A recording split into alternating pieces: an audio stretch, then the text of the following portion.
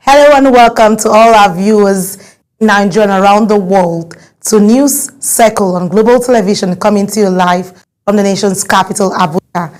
I am Anita Patrick.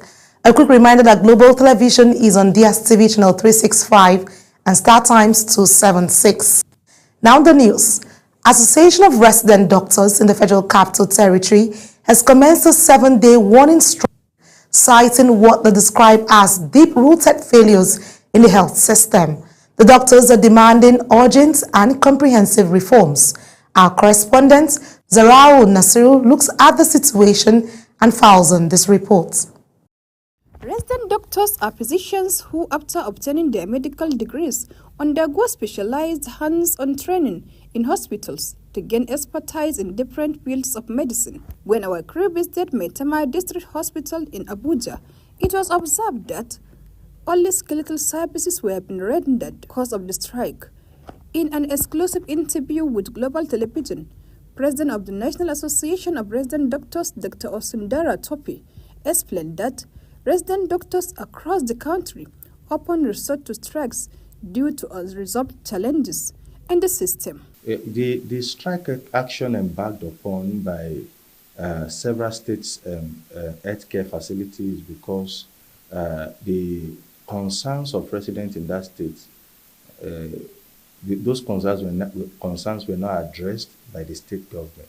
So for the state government, especially with a few others that are, they are not, doing well for the residents in those facilities. The demands of those residents in that state, the government of that state has not been able to address those demands.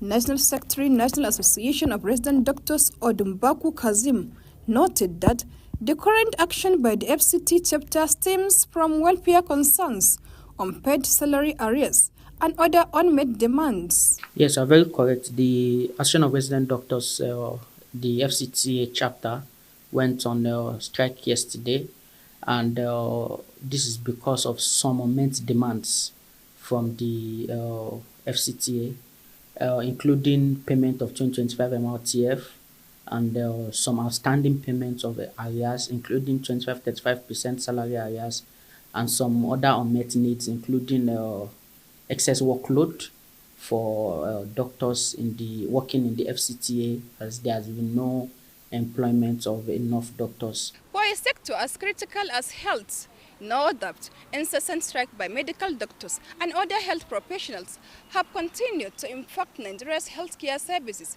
in adverse ways. However, the latest notice of a warning strike by the National Association of Resident Doctors is yet one devastating blow to many. Zarao Nasir, reporting for Global TV News.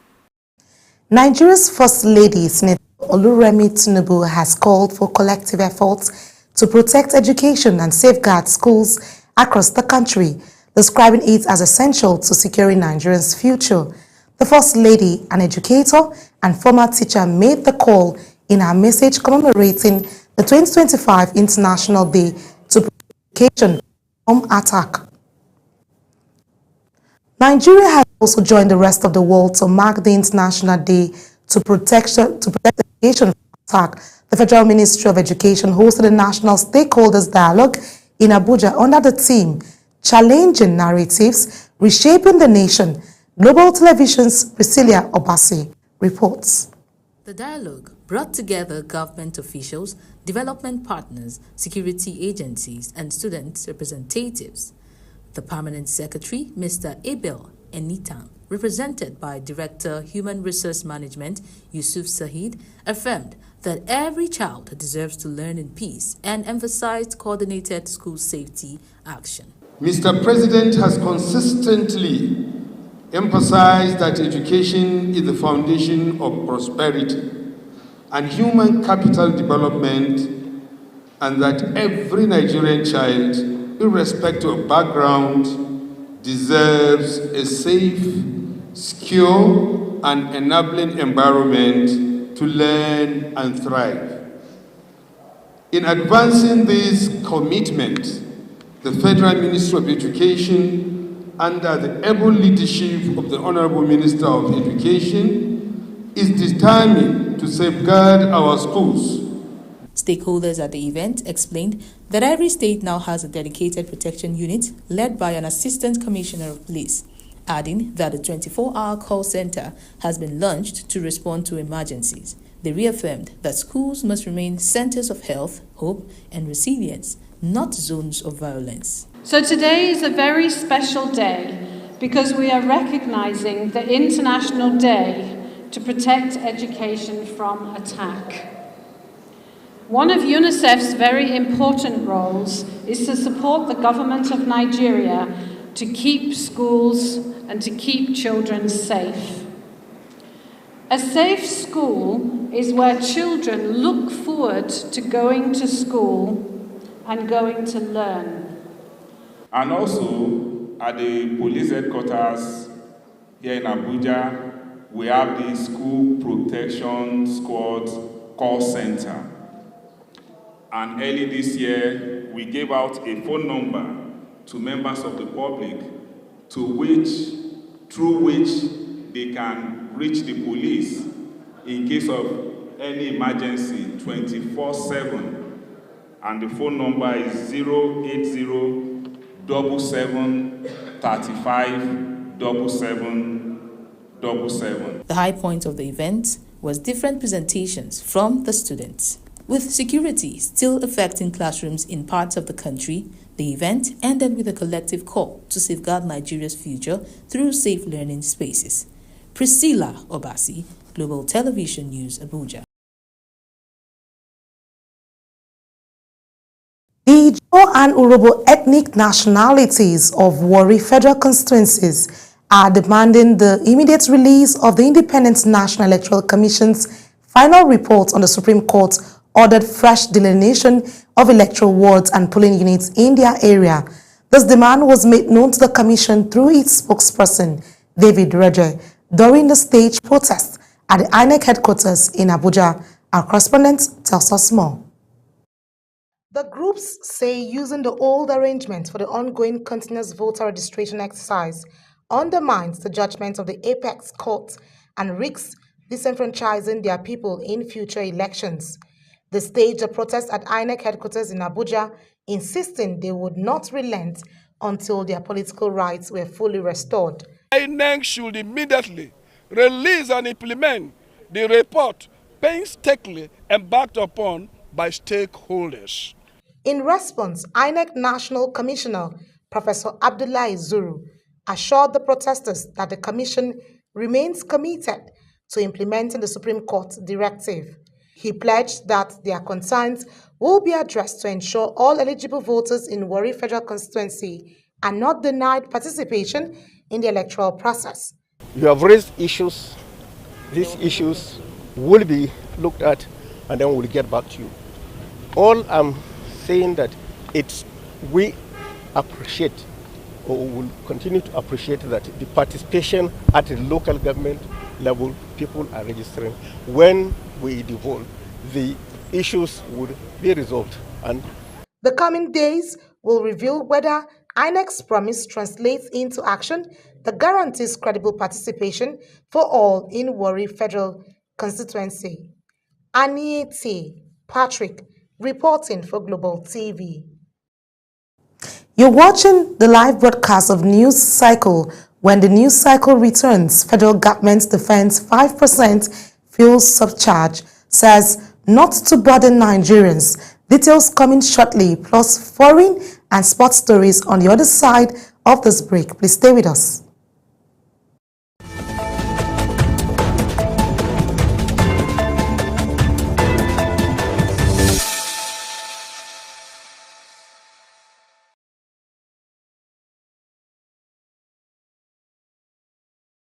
It's good to have you back. In business, Nigeria's battle against desert encroachments is getting fresh momentum as a national agency for the Great Green Wall says it is scaling up efforts to plant 20 billion trees by 2030.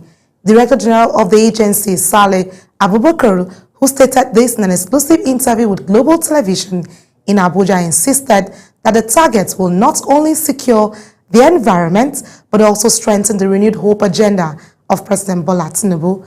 Global TV correspondent Mukhtar Qasim reports.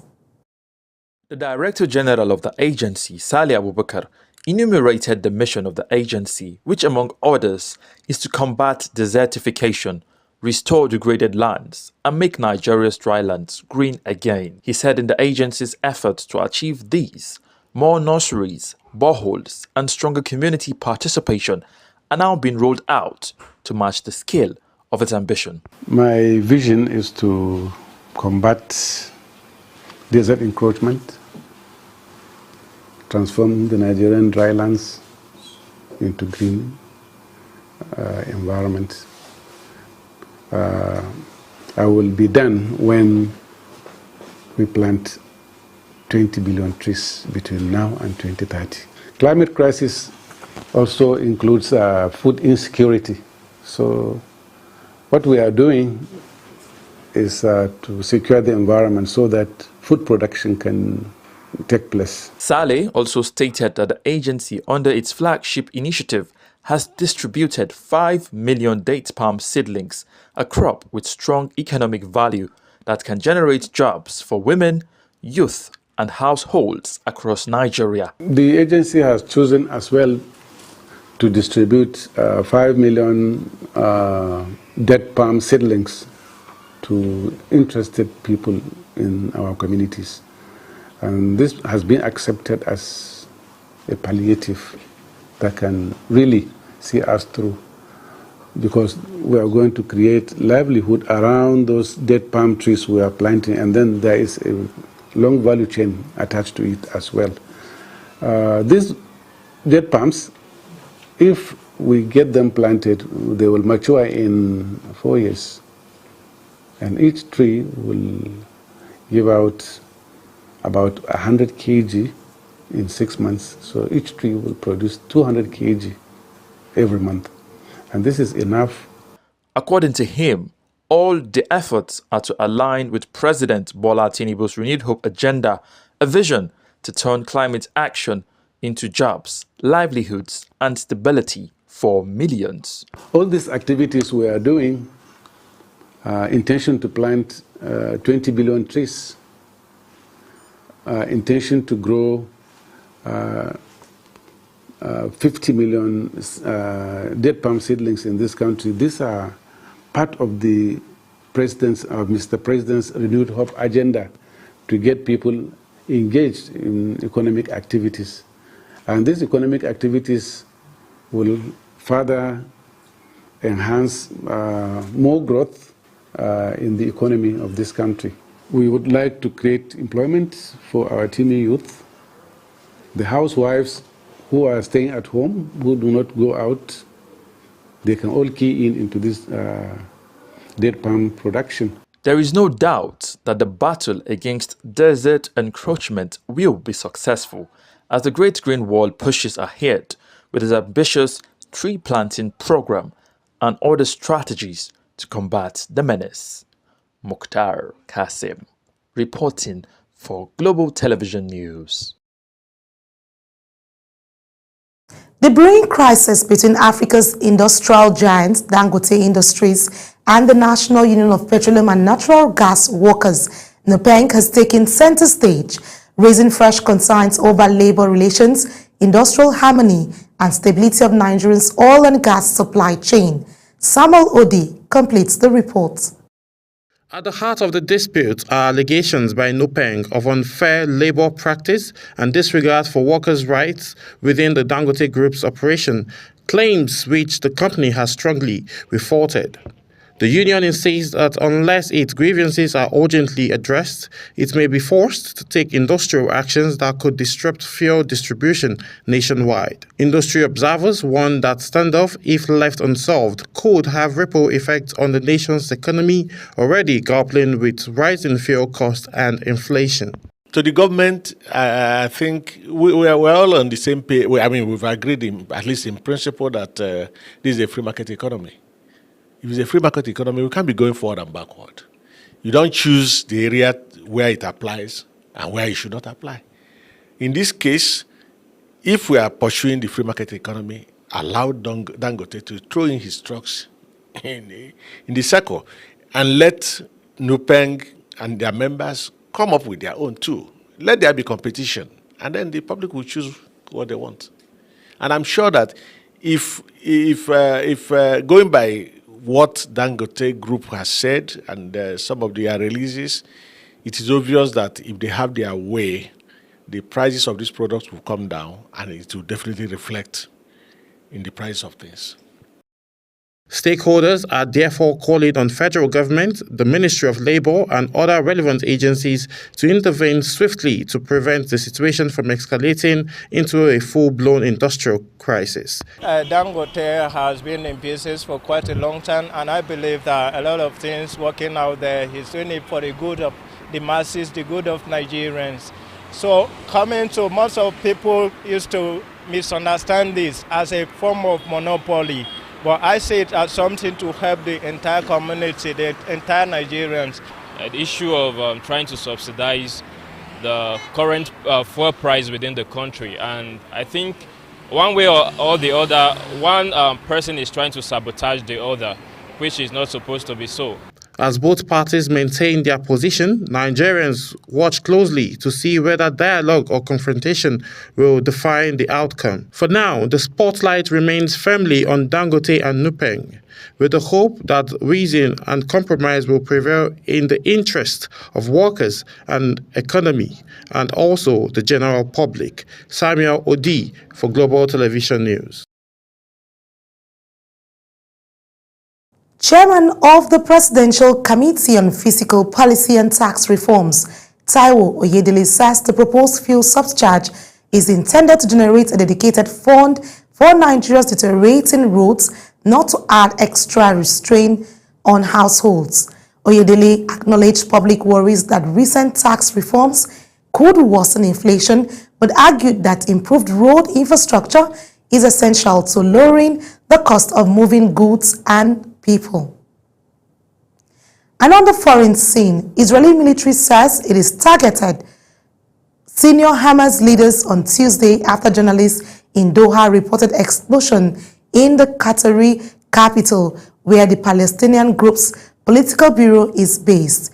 Israeli Defense Forces says its military and Israeli security agencies conducted a precise strike targeting the senior leadership of Hamas terrorist organization without specifying where the strike took place. A Russian strike has killed 24 people waiting for pension payments in a frontline town of eastern Ukraine where Russian forces are massing forces for a large scale of offensive, officials say.